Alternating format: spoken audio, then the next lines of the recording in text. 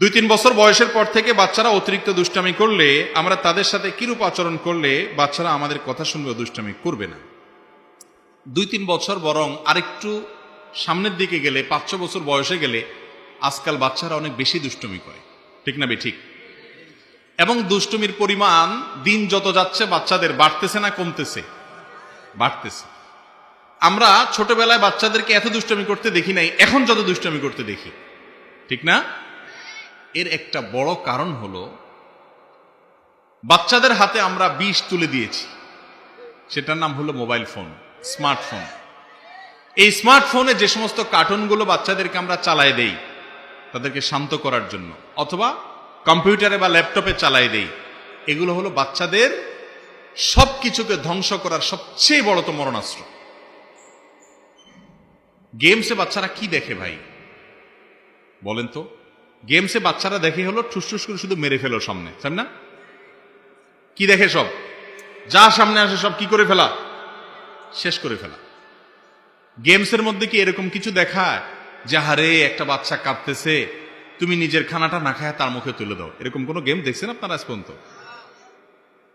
কি দেখায় গেমসে?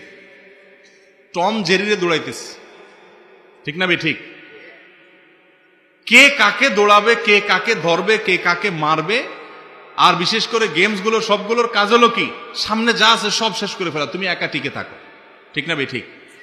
তো পোলাপাইন এগুলো দেখতে দেখতে দেখতে ক্রেজি হয়ে যায়, ক্রেজি। চিন্তার মধ্যে ওর অস্থিরতা আসে, ও বদমেজাজ হয়ে যায়, রুক্ষ মেজাজ হয়ে যায়, উদ্ভট আচরণ করা শুরু করে। এবং দেখবেন যে বাসায় কোনো মেহমান আসলেও অনেক সময় অনেক পোলাপাইন এই অযথাই শুধু টুস টুস টুস টুস করে, কারণ সারাদিন ওইগুলা করতে করতে সে ওইটাই শিখছে, ঠিক না ঠিক? এই যে বাচ্চার মধ্যে ক্রেজি ভাব, এটার কারণে তারা বাপমার কথা শুনে না, তারা দুষ্টামি করে, তারা জেদ দেখায়, তারা ভাঙচুর করে। আবার অনেক বাপমা আছে, বাপমার পোলাপানের সমস্ত তেজ দেখে তারা মনে করে যে এটা বোধহয় প্রাউড ফিল করার মতো বিষয়, এই জন্য তারা বলে যে বাচ্চা অনেক জেদি, আমার ভাঙচুর করে, মারাত্মক রাগী, মনে করে এটা ভালো গুণ। বাচ্চা যে অসুস্থ এটা বুঝার ক্ষমতা বাপমার অনেক সময় থাকে না। ভাইরা আমার, আমি জানি এই কথা বলে খুব বেশি উপকার হয়তো আসবে না, কিন্তু কিছু মানুষের হয়তো উপকারে আসবে। সেটা হলো আল্লাহর ওয়াস্তে বাচ্চাদের হাতে এই মোবাইল ফোন নামক বিষ তুলে দেওয়া, এই অস্ত্র তুলে দেওয়া থেকে সরে আসেন। সময় থাকতে এখনো সরে আসেন।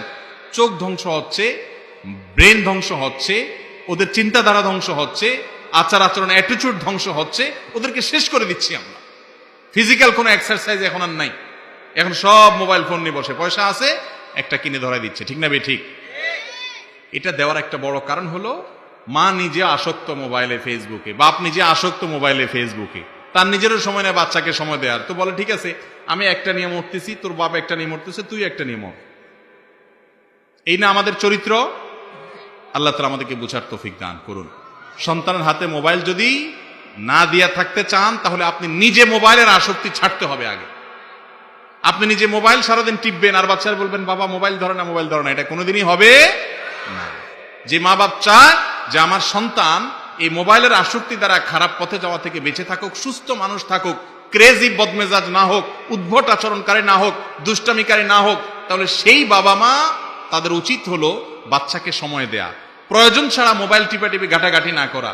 ওয়াজ শোনার নাম দিয়া ইউটিউবে ঢুকে ঘন্টাকে ঘন্টা আপনি স্ক্রল করতেছেন, আঙ্গুল দিয়া কি টানতেছেন, মাইলকে মাইল স্ক্রল করে যাচ্ছেন, মনে হয় যে আপনার কি হারায় গেছে, ঠিক না ঠিক? এই আসক্তিটা আজ ব্যাধিতে, মহামারীতে রূপান্তরিত হয়েছে। ছাত্রদের পড়াশোনা ধ্বংস হচ্ছে, পরিবারগুলো ধ্বংস হয়ে যাচ্ছে, স্বামী স্ত্রীকে সময় দেয় না, স্ত্রী স্বামীকে সময় দেয় না, এবং সন্তান বাবা মার সময় পায় না এই মোবাইলের আসক্তির কারণে।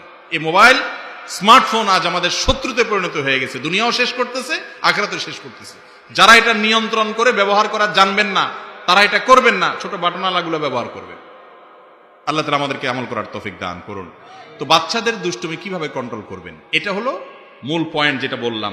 আরেকটা বিষয় বলি, একটা দোয়া ভাই ওনার আলোচনাতে বলতেছিলেন মুফতি মোহাম্মদ আলী ভাই, সেটা হলো নবী করিম সাল্লাল্লাহু আলাইহি সাল্লাম তার নাতি হাসান হোসেন রাদিয়াল্লাহু তাআলা আনহুকে ছোটবেলায় একটা দোয়া পড়েছিলেন।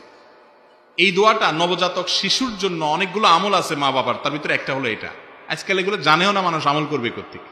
আমাদের একটা বক্তব্য আছে ইউটিউবে, নবজাতক শিশুর জন্য 11টি করণীয় বাবা মা। এর ভিতরে একটা করণীয় হলো এটা, উইজুকা বিকালিমাতিল্লাহি তাম্মাহ ওয়া মিন শাররি কুল্লি শাইতানিন ওয়া হাম্মাহ ওয়া মিন কুল্লি আইনিন লাম্মাহ, অথবা উইজু বিকালিমাতিল্লাহি তাম্মাতি মিন শাররি মা খালাক।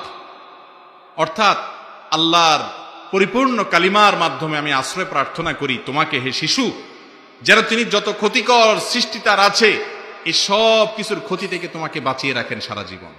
এই জন্য ছোটবেলায় জন্মের পরপরে দোয়া করতে হয়।